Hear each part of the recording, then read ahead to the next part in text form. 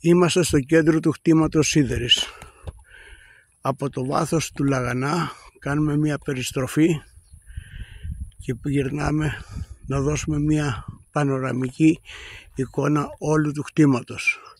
Απέναντί μας είναι το Σκοπό, η Παναγία Ιεσκοπιώτισσα που είπαμε και προηγουμένως, και όλο το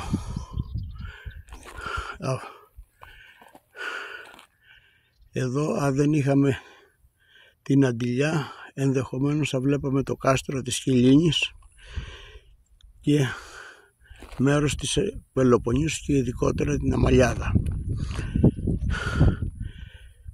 Όπως γυρνάμε θα βρεθούμε πάνω από το Βασιλικό, το χωριό, το παραθεριστικό κέντρο της Ζακίνθου με τις ωραιότερες παραλίες όπως του Γέρακα, του Άγιου Νικολάου και άλλες.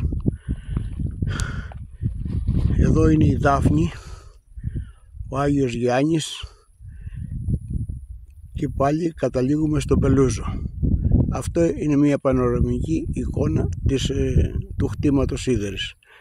Κάτω μετά τον Πελούζο είναι και πάλι, θα πω, το θαλάσσιο πάρκο, το οποίο είναι χειριστή στο WWF. Ευχαριστώ.